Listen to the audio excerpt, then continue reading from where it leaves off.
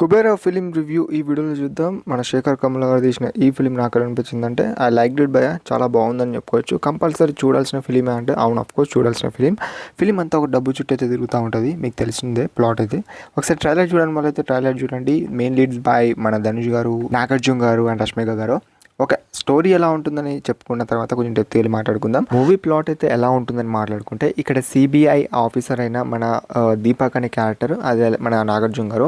So తను ఒక ఆయిల్కి సంబంధించి ఒక కంపెనీలో అయితే ఇంక్లూడ్ అవుతాడు. సో అసలుకి ఏమి ఇంక్లూడ్ అయ్యిండు మరి ఇక్కడ బిచ్చగాళ్ళు, ఐ మీన్ దట్ బిగ్గర్స్కి మన దేవ్ అనే క్యారెక్టర్, అదే మన ధనుష్ గారి క్యారెక్టర్కి అండ్ ఇక్కడ దీపక్ అనే క్యారెక్టర్స్కి, వాళ్ళిద్దరు క్యారెక్టర్స్ ఎలా మనకు ఫిలింలో కనిపిస్తారో, అసలు మిడిల్లో ఈ డబ్బు అనే కాన్సెప్ట్ ఎందుకు వచ్చింది, ఇదంతా ఏందనేది ఫిలిం చూసి తెలుసుకోండి. అంత గురించి ఏది కూడా నేను రివీల్ చేయాలి తెలుసుకోలేను. బికాజ్ ఏదైనా రివీల్ చేస్తే మీకు ఆటోమేటిక్గా స్టోరీ చెప్తున్నట్టు అర్థమైతే. సో అది మాత్రం చెప్తున్నాను. అండ్ ఫిలింలో నాకు నచ్చిన పోర్షన్స్ గురించి చెప్పుకోవాలంటే భయ్య, ఫస్ట్ థింగ్ మన శేఖర్ కమల గారిని మెచ్చుకోవాల్సిందే. లైక్ మూవీ లేట్ అయిందని మనకు తెలిసిందే. ఎప్పుడో దగ్గర చాలా డేస్ క్రితం మనకు మూవీ అనౌన్స్ చేశారు. సో లేట్ అయినా పర్వాలేదు అనిపించింది. ఎందుకంటే ఆ స్క్రీన్ ప్లే కానివ్వచ్చు, ఆ రియల్గా తీసిన సీన్స్ కానివ్వచ్చు, అది మాత్రం చాలా బాగున్నాయి. ఆ ముంబైలో సీన్స్ అవన్నీ చూసుకుంటే రియలిస్టిక్గా తీసారంట. ఎక్కడ కూడా గ్రాఫిక్స్ పరంగా ఏం లేదు, ఉంటేదన్నా ఇంక్లూడ్ అయ్యి ఉండొచ్చు. అండ్ కొన్ని మూవీ క్లిప్స్ కూడా కట్ చేస్తారన్నట్టు వినబడ్డది. సో అది ఎందుకు కట్ చేస్తారన్నట్టు కూడా అనిపించింది. బికాజ్ ఫిలిం చూసినప్పుడు నాకైతే ఎక్కడ కూడా ఎంగేజ్ అనిపించలేదు, చాలా బాగా అనిపించింది అలా అని చెప్పుకోవచ్చు. అండ్ ఫస్ట్ హాఫ్ అనేది బాగా నచ్చింది బాయ్, నిజం చెప్పాలంటే.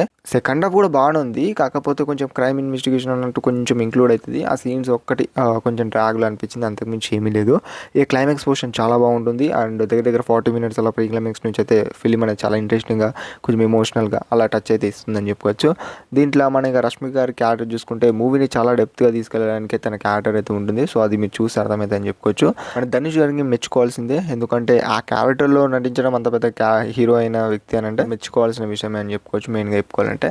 అండ్ ఇక మన నాగార్జున గారి క్యారెక్టర్ కూడా చాలా బాగుంటుంది, ఒక పవర్ఫుల్ క్యారెక్టర్లో కనిపిస్తారు. సో అది మీకు ఫీలింగ్ చూసి తెలుసుకోండి. అండ్ ఇంకా ఇలా అయితే ఉంటుంది. మెయిన్ లీడ్స్లో మన మెయిన్ క్యారెక్టర్స్ గురించి చెప్పుకుంటే ఇంకా అదర్ క్యారెక్టర్స్ ఒకే అనిపించింది, వాళ్ళ క్యారెక్టర్స్లో వాళ్ళు బాగా అనిపించింది. And Kubera film is a must watchable film in theatres. And మీ ఫ్యామిలీతో కానివచ్చు, మీ ఫ్రెండ్స్తో కానివచ్చు ట్రై చేయండి అని చెప్తాను. చాలా బాగుందని చెప్పుకోవచ్చు. అడల్ట్ కంటెంట్ అయితే ఏమీ ఉండదు. సో ఇలా అయితే ఉంటుంది కుబేరా ఫిలిం గురించి చూసుకుంటే. Background music okay, and songs కూడా మీకు తెలిసిన విషయమే.